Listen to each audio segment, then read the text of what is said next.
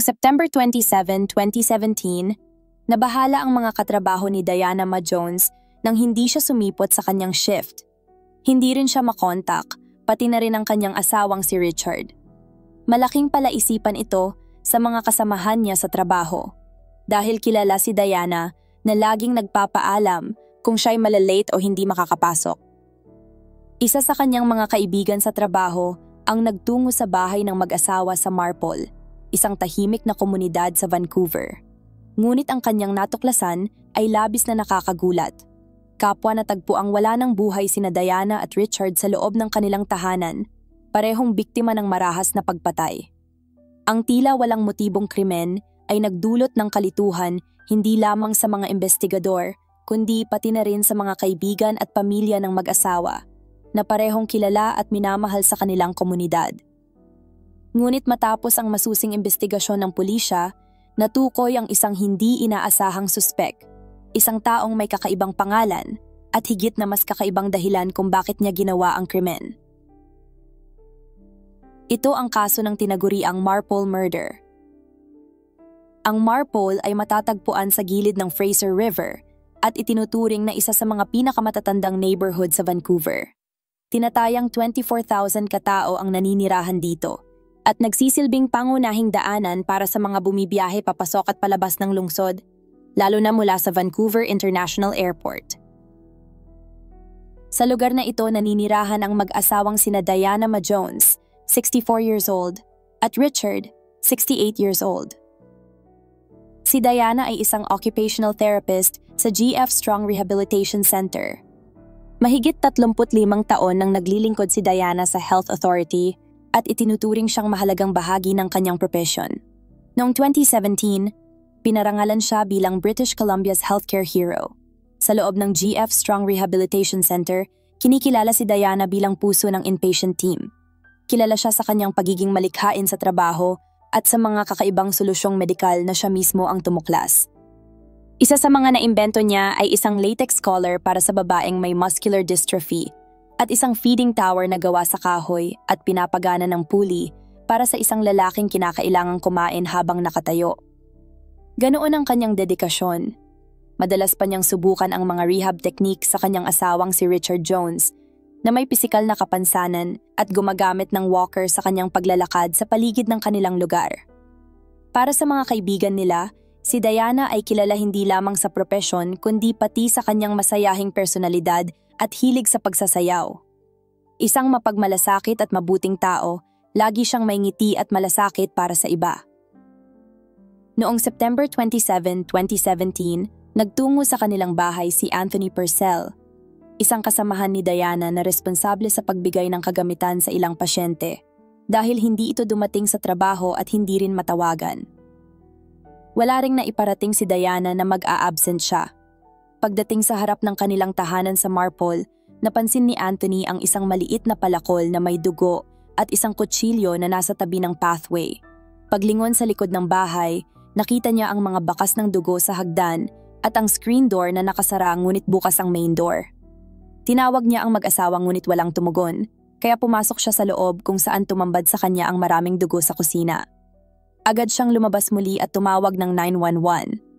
Ang mga responding alagad ng batas ay sina Constables Phil Enns at Peter Swan mula sa Vancouver Police Department. Sa kanilang pagpasok, napansin nilang walang senyales ng puwersahang pagpasok sa bahay. Walang bakas ng sapilitang pagbukas o pamimilit sa pinto, at walang palatandaan ng pagnanakaw. Sa loob ng kusina ng bahay ni Diana Ma Jones at Richard Jones, tumambad sa mga investigador ang mga grocery bag. May mga laman pa ang ilan, habang ang iba ay nakakalat sa sahig, palatandaan ng isang marahas na komprontasyon. Natagpuan din doon ang resibo ng pinamili na may petsang September 26, 2017, na nagpapahiwatig na si Diana ay inatake pagkarating lamang niya sa bahay mula sa pamimili.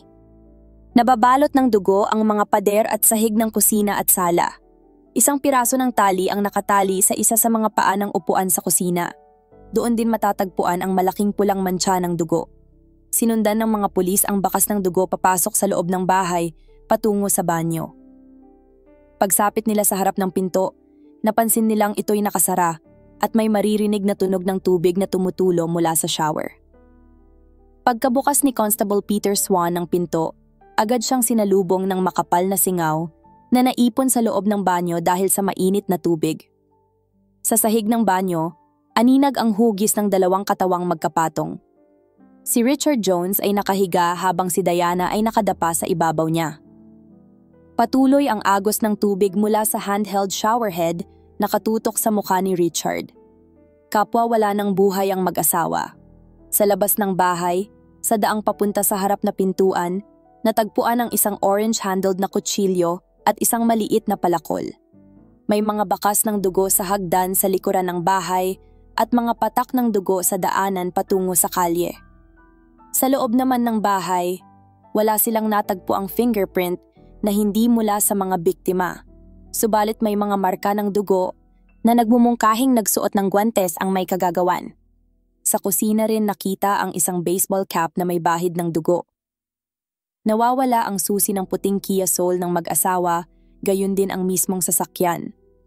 Nawawala rin ang kanilang mga pitaka, subalit hindi na ginamit ang alinman sa kanilang bangko o credit card matapos ang 7:51 p.m. ng September 26, ang oras na huling naitala sa resibo ni Diana mula sa Costco.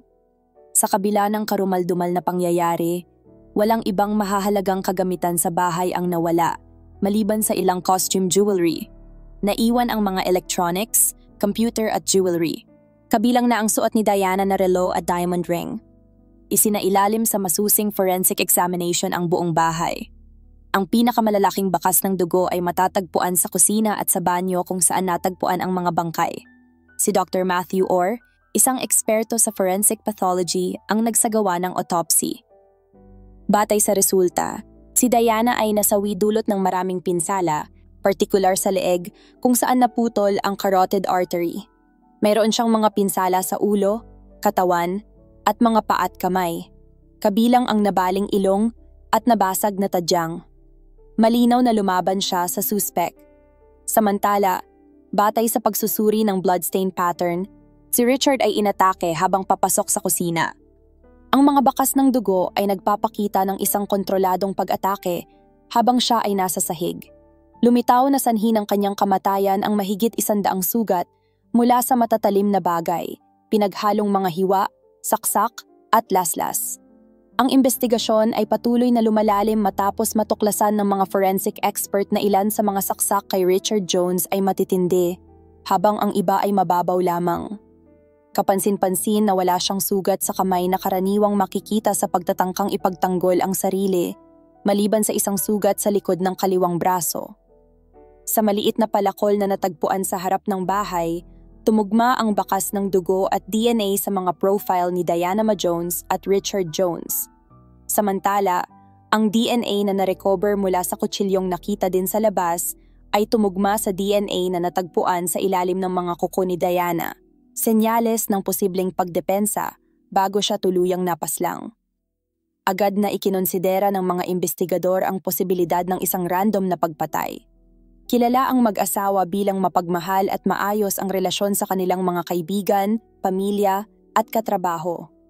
Wala silang kaaway o anumang koneksyon sa krimen at ang brutal na paraan ng insidente ay lalong nagpapalabo sa motibo sa likod nito. Dahil dito, inasahang magiging mas mahirap ang investigasyon. Bilang tugon, agad na nanawagan ang Vancouver Police Department, VPD, sa publiko para sa impormasyon.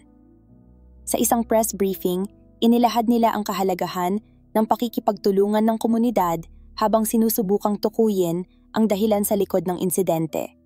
Ayon sa VPD, hindi pa nila maituturing na tiyak kung ang insidente ay isang targeted attack o ganap na random. Patuloy silang tumatanggap ng mga leads at sinusuri ang lahat ng posibleng anggulo, kabilang na ang posibilidad na may kaugnayan ito sa basement unit ng tahanan at kung ito ay ipinaparenta sa pamamagitan ng mga short-term rental platform gaya ng Airbnb. Sa harap ng kawalan pa ng malinaw na motibo, muling hinikayat ng pulisya ang publiko na maging mapagmatyag at agad na i-report sa kanila ang anumang kahina-hinalang kilos o impormasyon na maaaring makatulong sa kaso. Ang sino mang may alam ay hinihimok na makipag-ugnayan sa Vancouver Police Homicide Unit o sa Crime Stoppers. Kinabukasan, natagpuan ang puting Kia Soul ng mag-asawa, mas mababa sa 1 kilometro mula sa pinangyarihan ng krimen. Isa sa mga tinitingnang posibleng anggulo ng investigasyon ay ang basement suite ng kanilang tahanan, na inuupahan bilang Airbnb. Sinuri ito ng pulisya, ngunit walang anumang koneksyon na natuklasan. Noong October 3, 1 linggo matapos ang insidente, nanawagan ang pulisya sa sinumang may dashcam footage mula sa lugar na maaaring makatulong sa kaso. Hinanap din nila ang mga posibleng nakakita ng anumang naiwan na gamit sa paligid.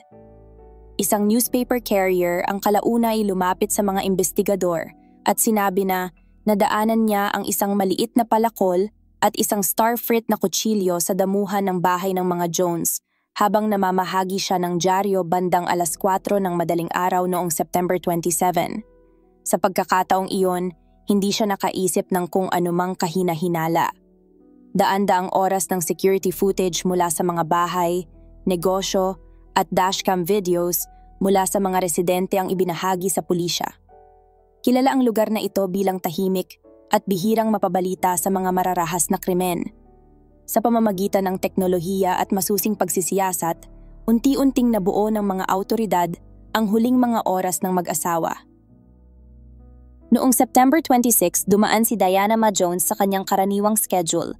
Pumasok sa trabaho, umuwi, at pagkatapos ay dumalo sa isang dance class. Pagkatapos nito, nagtungo siya sa Costco upang mamili. Bandang 5:15 hanggang 5:30 ng hapon, nakita sila ng kanilang kapitbahay na si Emma, na magkasamang nasa likod ng bahay. Nag-uusap sa kanilang bakuran. Nasundan ito ng mga surveillance recordings. Si Richard ay naitala sa CCTV sa pagitan ng 5:56 at 6:43 p.m. habang si Diana naman ay makikitang sumasakay sa kanyang sasakyan matapos ang dance class bandang 7:08 p.m. Sa parehong gabi, makikita rin siya sa security footage habang namimili sa Costco sa Richmond at makikitang bumaba mula sa sasakyan at papasok sa kanilang tahanan bandang 8:01 p.m. Ilang oras pagkatapos noon, eksaktong 10:24 p.m., makikita sa CCTV ang sasakyan ni Diana na paalis mula sa kanilang bahay at ipinarada sa isang lugar na nasa layong humigit kumulang 1 kilometro. Kinalaunan, natagpuan ng mga pulis ang susi ng sasakyan na nakatago sa garden malapit sa lugar kung saan iniwan ang sasakyan. Sa CCTV footage, naitala rin ang isang lalaking naglalakad sa lugar. Ilang kanto lamang ang layo mula sa kinaroroonan ng Kia Soul. Ang kanyang presensya ay agad na naging sentro ng investigasyon. Nakasuot ng jacket at may dalang backpack ang lalaki sa CCTV footage. Sinundan ng pulisya ang kanyang mga naging kilos sa pamamagitan ng karagdagang kuha mula sa mga security camera ng mga negosyo at kabahayan sa lugar. Isang mahalagang ebidensya ang maliit na palakol na ginamit sa krimen. Hindi pa natatanggal ang barcode nito. Dahil dito, nasubaybayan ng mga investigador ang pinagmulan nito, pati na rin ng baseball cap na natagpuan sa crime scene. Pareho itong binili mula sa isang sangay ng Canadian Tire noong September 13, 2017, 2 linggo bago ang pagpatay. Ang lalaking nakuhanan sa CCTV na lumalakad palayo mula sa sasakyan ni Diana ay siya ring namataan sa video habang bumibili ng maliit na palakol, sombrero at guwantes. Ikinumpara ng pulisya ang timestamp ng transaksyon sa ginamit na bank card at mula rito ay natukoy ang kanyang pagkakakilanlan. Rocky Rambo Wainamcam. Hindi ito palayaw. Ayon sa report, ibinigay talaga ito ng kanyang mga magulang dahil ang kanyang ama ay tagahanga ng mga pelikula ni Sylvester Stallone. Noong September 2017, si Rocky Rambo ay 25 years old. Okay, and your full name, Rocky Rambo Wainamcam. Yes. Yeah, you're laughing. Why are you laughing? Lumaki siya sa Hong Kong at pagkatapos ng high school ay lumipat sa Calgary upang mag-aral ng kolehiyo. Nakapagtapos siya ng kursong Bachelor of Economics. Kabilang sa kanyang mga hilig ang paglalaro ng video games at pagbabasa ng online comic books. Pagkatapos ng kanyang pagtatapos, sinubukan niyang maghanap ng trabaho sa Calgary ngunit nabigo siya. Noong June 2017, lumipat siya sa Vancouver at nanirahan muna sa isang hostel bago lumipat sa isang rooming house sa 7608 Granville Street. 2 minutong lakad mula sa lugar kung saan natagpuan ang sasakyan ni Diana at 12 minutong lakad mula sa mismong crime scene. Upang makatulong sa gastusin, kumikita si Rocky sa pamamagitan ng online competitive gaming. Ayon sa kanyang kasamang umuupa sa bahay, tahimik si Rocky at hindi nakikialam. Sa panahong iyon, hindi pa siya lumilitaw sa record ng mga pulis. Malinis ang kanyang pangalan maliban sa isang aksidente sa sasakyan na naitala noong 2017. Dahil dito, isinailalim siya sa surveillance. Nagplano ang pulisya na makakuha ng DNA sample mula sa kanya, ngunit naging mas madali ito kaysa inaasahan. Isang undercover na babaeng opisyal ang lumapit kay Rocky at nagpanggap na nahihirapan magbukas ng bote ng tubig. Tinulungan niya ito at ibinalik ang bote matapos mabuksan. Nang dumating ang resulta ng DNA testing, tumugma ito sa DNA na natagpuan sa ilalim ng mga kuko ni Diana Ma Jones. Inaresto si Rocky Rambo Waynham Cam ng mga autoridad at dinala sa istasyon ng pulisya para sa investigasyon. Umabot ng mahigit 9 na oras ang interogasyon sa kanya, isang mabagal at tila walang saysay na proseso sapagkat halos wala siyang sinabi. Sa simula pa lamang mariin na niyang inulit-ulit, wala siyang nais sabihin.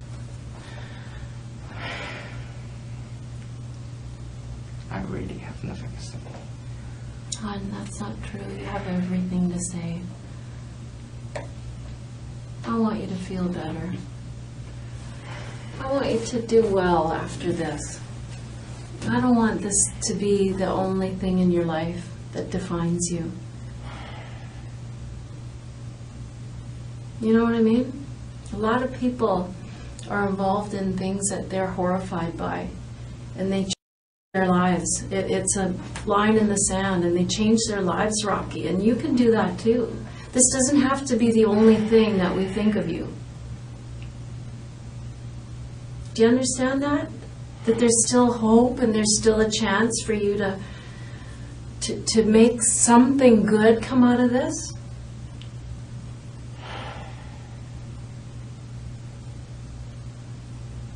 Your family's watching what you do from here forward. Your grandmother's watching what you do here forward. Come on, Rocky, you've got to do the right thing. I don't understand how this is difficult. It's very simple. It's very easy, actually. There is only one right thing to do.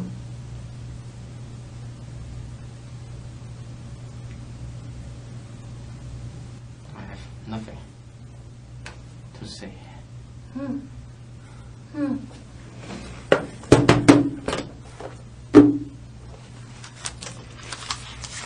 So, Rocky, one more time then. Why is your DNA on this knife outside the house where these people were killed? Can I have an explanation for that? I have nothing to say. Rocky, I want you to notice that there's an image of you here at the Canadian Tire, and you are buying a hatchet, a pair of gloves, and a hat. The hatchet and the hat are at the house, the exact same make and model as you bought, and the same hat that you bought, same brand, same logo, same everything, is at the house where those people were killed. Do you have an explanation for that? I have nothing to say.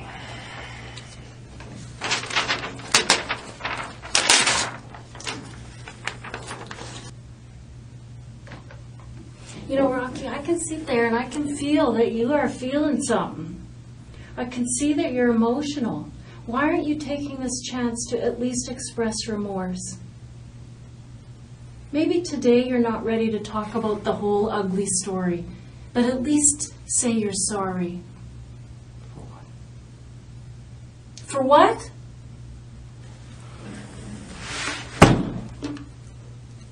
You're an animal.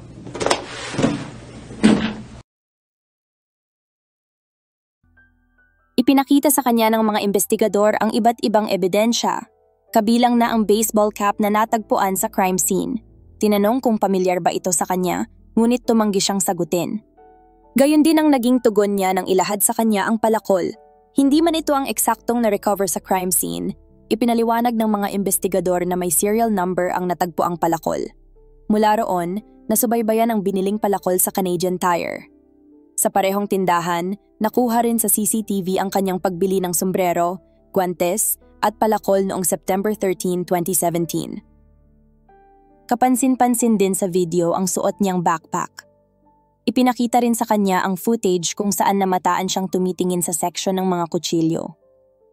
Tinanong kung may kaugnayan ba ito sa pagluluto o iba pang dahilan, ngunit muli, tumanggi siyang magsalita. Sa tulong ng serial number mula sa palakol, natukoy ang transaction at tumugma ito sa video kung saan malinaw na siya ang bumibili. Matapos nito, binanggit ng mga investigador na nakita rin siya sa CCTV ng isang bangko, ang Bank of Montreal. Matapos masundan mula sa footage ng paglalakad niya malapit sa lugar kung saan inabandona ang sasakyan. Sa bangko, kinumpirma ang kanyang pagkakakilanlan at saka siya sinundan pa uwi upang matukoy ang kanyang tirahan. Ipinakita rin sa kanya ang ulat mula sa autopsy. Natagpuan sa ilalim ng mga kuko ni Diana Ma Jones ang isang DNA profile ng isang lalaki. Nang ihambing ito sa sample na lihim na nakuha mula kay Rocky, nagkaroon ng eksaktong tugma. Ipinaabot ng mga investigador na malinaw na ang mga ebidensya, ang pagbili ng tinatawag nilang kill kit, ang pagmamaneho ng sasakyan ng biktima, ang DNA na natagpuan sa katawan ng babae, at ang video ng kanyang presensya sa lugar bago at pagkatapos ng insidente. Ayon sa kanila, posibleng hindi inaasahan ng suspect ang pagdating ni Diana nang mangyari ang krimen, na maaaring si Richard lamang ang orihinal na target at si Diana ay nadamay. Binanggit din ng investigador na kahit hindi pa handang ilahad ni Rocky ang buong kwento, maaaring sa kahit anong paraan ay ipakita niya ang pagsisisi. Ngunit sa huli, tumanggi pa rin siyang magsalita. Sa lahat ng oras ng interogasyon, nanatiling tahimik at walang pahayag ang suspect, isang katahimikan na lalo pang nagbigay-bigat sa mga ebidensyang iniharap sa kanya. Matapos siyang maaresto, kinumpiska ng mga awtoridad ang salamin sa mata ni Rocky. Natagpuan dito ang isang maliit na patak ng tuyong dugo na tumugma sa DNA profile ni Diana Ma Jones. Isa itong karagdagang ebidensya na lalong nagpapatibay ng kaso laban sa kanya. Ang investigasyon ay malawak at matinding operasyon. Higit sa 240 pulis ang tumulong sa pag-iimbestiga. Kinatok ang mahigit 1,000 tahanan at negosyo, at inipon at sinuri ang daan-daang oras ng surveillance footage. Umabot sa 600,000 Canadian dollars ang kabuuang gastos ng investigasyon, na pinasan ng mga mamamayang nagbabayad ng buwis. Sa kabila ng lahat ng ebidensyang nakaumang laban sa kanya, kabilang na ang DNA sa ilalim ng mga kuko ng biktima at ang mga video na nagpapakita ng kanyang kilos bago at pagkatapos ng krimen, itinanggi ni Rocky ang kasong murder at nagpahayag ng plea of not guilty. Nang magsimula ang paglilitis, inamin ni Rocky na siya ang responsable sa pagkamatay ni Diana at Richard Jones. Wala na siyang ibang mapagpipilian. Ang ebidensya ay masyadong matibay at malinaw. Subalit ang paksa ng paglilitis ay hindi kung siya ang may gawa, kundi kung may intensyon ba siya at kung ang pagpatay ay planado at sinadya. Mga kinakailangang elemento upang mapatunayan ang first-degree murder. Ayon sa depensa, si Rocky ay nasa altered mental state nang maganap ang krimen. Ipinahayag nilang hindi umano niya ganap na naunawaan ang kanyang ginagawa o ang magiging resulta nito. Dahil dito, sinabi ng depensa na hindi siya dapat mapanagot sa murder, kundi sa manslaughter lamang. Sumalang si Rocky sa witness stand upang ipagtanggol ang sarili. Inamin niyang siya mismo ang bumili ng mga kagamitang na-recover sa crime scene. Lahat mula sa Canadian Tire. Ngunit nang tanungin kung bakit niya binili ang mga ito, hindi niya maibigay ang tiyak na dahilan. Ayon sa kanya, inilagay niya ang mga ito sa kanyang backpack upang iorganisa ang kanyang silid at upang mas bumigat ang bag para sa ehersisyo. Anya, palagi niyang dala ang backpack tuwing umaalis ng bahay. Kaya raw naroon ang mga gamit nang maganap ang insidente. Ang kutsilyo umano ay nasa bulsa ng kanyang hoodie dahil ayaw raw niyang gamitin ito ng mga kasamahan sa bahay. Ikinuwento ni Rocky Rambo na naglalakad-lakad siya sa paligid ng Marpole area noong gabi ng Setyembre 26 sa pagitan ng 7:30 at 8 p.m. nang mapansin niyang bumaba si Diana mula sa kanyang sasakyan upang ipasok ang mga grocery sa bahay. Naiwang bukas ang trunk ng sasakyan, senyales na babalik pa si Diana. Doon nagsimula ang sunod-sunod na pangyayaring tuluyang nag-ugnay sa kanya sa isang karumal-dumal na krimen. Nagpatuloy si Rocky sa kanyang salaysay sa korte. Detalyadong ikinuwento ang mga huling sandali ni na Richard at Diana Ma Jones. Ayon sa kanyang testimonya, nagtago siya sa likod ng isang puno. Inilapag ang kanyang backpack at kinuha ang palakol at kutsilyo. Habang papasok si Diana sa bahay matapos buhatin ang kanyang mga grocery, bigla siyang nilusob ni Rocky at sa pilitang sumunod sa loob ng bahay. Sa simula ay katahimikan, ngunit hindi nagtagal ay nagsimulang sumigaw si Diana. Ipinahayag ni Rocky na nahulog niya ang dalang kutsilyo at tinakpan ang bibig ni Diana ng kamay upang patahimikin ito. Nang hindi pa rin ito tumigil sa pagsigaw, inilagay niya ang dalawang kamay sa leeg nito at sinakal hanggang sa mawalan ng malay. Pagkatapos, muli niyang dinampot ang kutsilyo at sinaksak si Diana. Sa muling pagtatanong ng prosecution, inamin niyang ang dahilan ng pagsaksak ay upang matiyak na patay na ito. Gayunpaman, sinabi niyang hindi niya matandaan kung sinaksak niya si Diana bago o pagkatapos niyang patayin si Richard. Maya-maya, may narinig siyang mga ingay mula sa likurang bahagi ng bahay. Lumapit siya sa direksyong iyon at nagtago sa ilalim ng hagdanan malapit sa kusina. Pagdating ni Richard, agad siyang sinalubong ni Rocky at inundayan ng sunod-sunod na saksak. Ngunit sa kabila ng mga sugat, hindi agad namatay si Richard. Ikinagulat ng lahat sa korte nang marinig mula mismo kay Rocky na, sa isip-isip niya raw noon, why isn't he dying? Nang tangkaing bumangon ni Richard, itinulak siya pabalik ni Rocky sa sahig ng kusina at ipinagpatuloy ang pag-atake. Ayon pa kay Rocky, kaya niya ipinagpatuloy ang pananaksak ay dahil hindi pa rin namamatay ang biktima. Pagkatapos ng ilang sandali, nagtungo siya sa sala upang kunin ang maliit na palakol at ginamit ito upang tagain si Richard sa leeg. Matapos ang pamamaslang, isinara ni Rocky ang mga kortina sa kusina at inalis ang bombilya ng ilaw upang walang makasilip sa loob. Hinila niya ang mga bangkay patungo sa banyo. Karamihan sa mga krimen ay isinasagawa sa loob lamang ng maikling panahon, ngunit si Rocky ay nanatili sa bahay ng mahigit 2 oras. Habang naroon, nilibot niya ang bahay, nahanap ang $30 sa guest bedroom, pati isang bungkos ng susi. Nauhaw siya kaya uminom ng gatas mula sa refrigerator at kinain ng isang peach. Inilipat niya ang mga katawan sa shower area, binuksan ng tubig at isinara ang pintuan ng shower. Hindi pa roon nagtapos ang lahat. Nangalap siya ng ilang gamit, kabilang ang saging, paper towels, susi ng sasakyan, at ilang personal na gamit ni na Richard at Diana, at isinilid ang mga ito sa isang grocery bag. Inilagay rin niya sa kanyang backpack ang hoodie na suot at ilang peach. Sa kabuuan, nanatili si Rocky Rambo Waynam Cam sa loob ng bahay ng mga Jones ng 2 oras at 23 minuto matapos isagawa ang pamamaslang. Lumabas siya sa likurang pinto at nagtungo sa sasakyan ni Diana.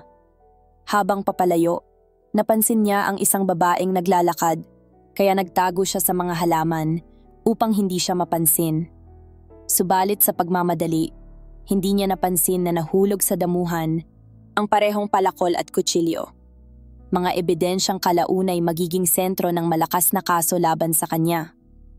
Ikinuwento ni Rocky Rambo sa korte na kinuha niya ang sasakyan ni Diana hindi dahil may partikular na layunin, kundi dahil nandoon ito at ayaw na raw niyang maglakad pa uwi. Habang nasa biyahe, huminto siya sa isang basurahan at itinapon ang ilang gamit, kabilang ang shopping bag na naglalaman ng mga bagay na kinuha niya mula sa bahay. Pagkatapos, nagtungo siya pahilaga at inihinto ang kiya ni Diana. Mula roon ay bumaba siya at naglakad pahilaga. Sabay itinapon ang mga susi ng sasakyan sa isang garden.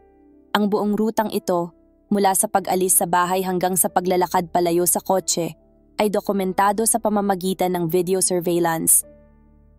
Ayon kay Rocky, pagdating niya sa inuupahang tirahan, napansin niyang may dugo ang suot niyang hoodie kaya isinilid niya ito sa backpack kasama ng iba pang damit at itinapon ang buong bag sa basurahan ng kanyang kapitbahay.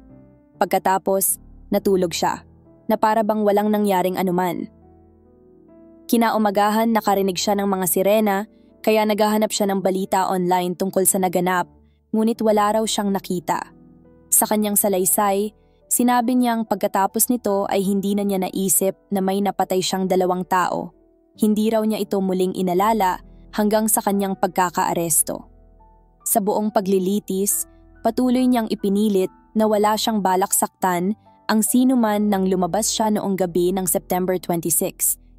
Ayon sa kanya, bitbit niya ang backpack na may lamang maliit na palakol, kutsilyo, tali, guwantes, at ekstrang damit hindi upang gumawa ng krimen, kundi upang pabigatin ang dala para mas maging epektibo raw ang pag-eehersisyo.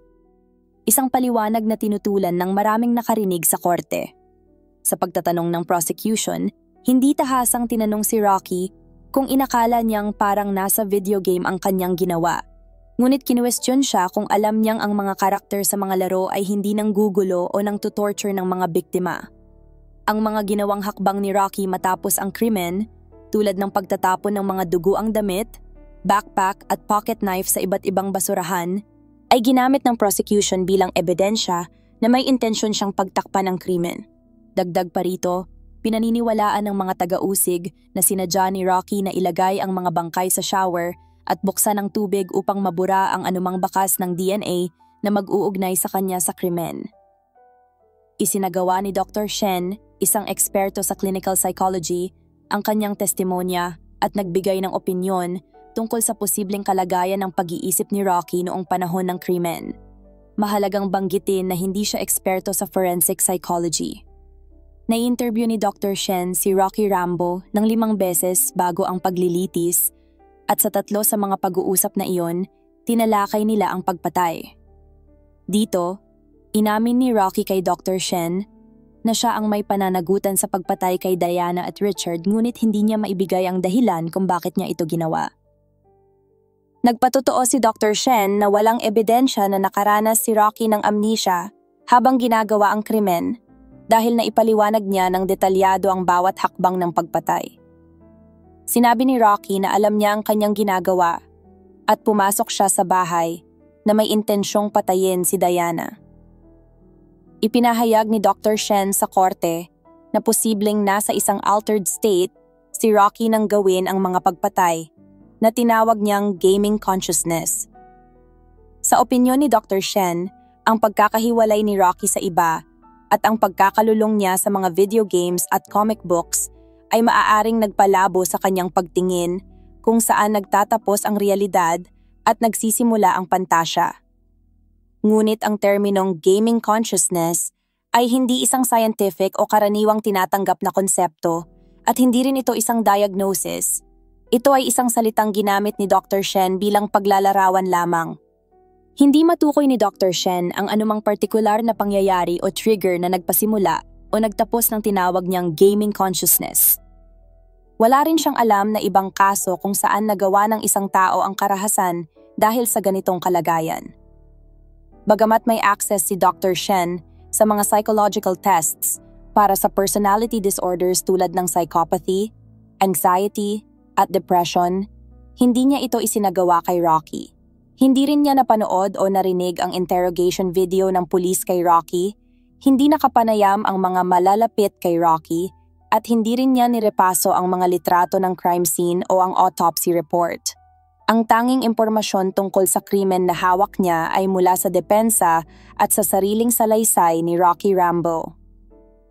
Sa huli, napakaraming ebidensya tulad ng DNA analysis, CCTV footage, at ang sariling testimonya ni Rocky na nagsasabing may intensyong patayin ang mga biktima. Para mapatunayan ang first-degree murder, kailangang patunayan ng prosecution na ang pagpatay ay planado at sinadya. Natapos ng prosecution na may sapat na ebidensya ng pagpaplano at pagpapasiya si Rocky sa pagpatay. Isa sa mga patunay nito ay ang mga pagpunta niya sa Canadian Tire, kung saan binili niya ang mga gamit na ginamit sa krimen. Naitala rin ang kanyang mga paghahanap sa Google tungkol sa stun guns at mga gamot na nagpapawala ng malay. Bukod dito, pinatunayan din na bumalik siya sa kanyang bahay bago ang krimen upang magpalit ng sapatos at kunin ang kanyang backpack na naglalaman ng mga armas at iba pang gamit na ginamit sa pagpatay.